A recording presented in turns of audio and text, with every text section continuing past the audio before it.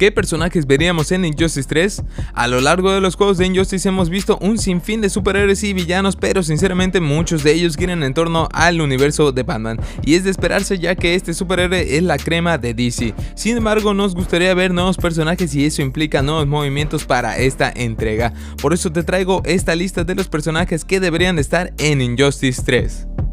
En el puesto 8 debería de estar Saint Walker. Esta linterna azul ha participado en varios eventos importantes como pacificador, desde su presentación en 2007 causando un gran revuelo en la noche más oscura de DC. Un nuevo color para añadir a todos los superhéroes oscuros no estaría mal, además que hemos visto guiños dentro del juego como el gear del anillo azul. Sería un buen taque para complementar tu equipo con ayuda de su anillo de la esperanza. Sin embargo, sabemos que para que la fuerza de este crezca es necesario la fuerza de voluntad del anillo verde. En el puesto número 7 se encuentra Azrael, un verdadero asesino experto en distintas formas de combate y es como un Batman pero mutado genéticamente, entrenado por el mismísimo Bruce Wayne y sustituto del mismo tomando el papel de Batman cuando Bane le rompe la espalda a Bruce. Es un personaje secundario para acompañar a Batman hasta el final de la batalla en contra del tirano de Superman. Los fans de Injustice por supuesto que sabemos que han habido guiños dentro del mismo juego. En el puesto número 6, Midnight y Apollo. Esta pareja ruda, amorosa y dinámica sin duda alguna traería buenos giros argumentales a la trama, ya que siendo pareja podrían separarse y pasarse al bando de Batman o de Superman.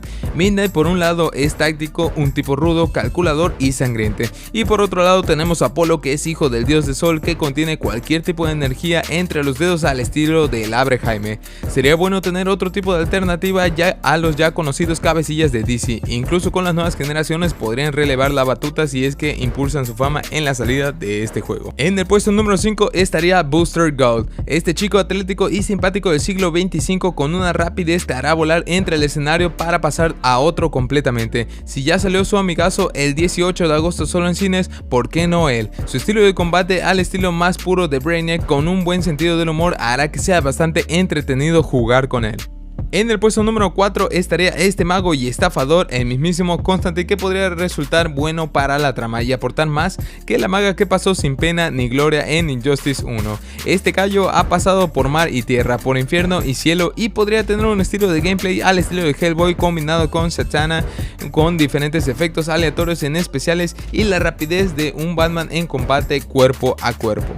En el tercer puesto se va a encontrar el mismísimo Chico Bestia, y creo que está de más explicar el porqué, pero de todas formas es uno de los más solicitados por la comunidad, ya que todo el equipo de jóvenes titanes ha aparecido en alguna ocasión en los dos juegos de Injustice. Sin embargo, han mencionado que el Chico Bestia falleció durante los eventos iniciales de Injustice 1, por lo que su aparición sería muy contradictoria, pero por otro lado estaría bien que lo metan en algún DLC, ya que todos nos morimos por utilizar sus habilidades en el juego al más estilo puro de Atreus de God of War Ragnarok. En el puesto número 2 se encontré a Mr. Miracle y Big Barda. Este último, teniendo su guiño dentro del juego de Injustice Mobile, podría ser una buena dupla para ser los villanos de esta entrega. Ambos son excelentes guerreros ya que se crearon en Apocalipsis de la mano del mismísimo Darkseid, aunque tal vez un mejor villano con una trama más real y una decisión difícil entre lo que es bueno y malo sería este último.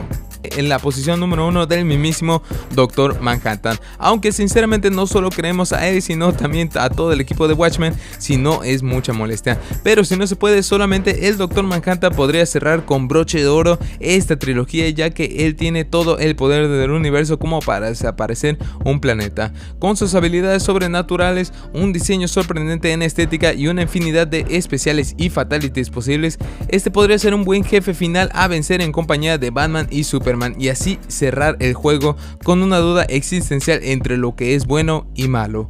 Hasta aquí dejamos el video, botaneros. ¿Qué personajes invitados te gustaría que aparecieran como extras? Se vale de todo. Déjame saber tu opinión en la caja de comentarios, y si gustas saber más sobre Injustice 3 no olvides suscribirte al canal para más contenido. Yo soy el botanero 123.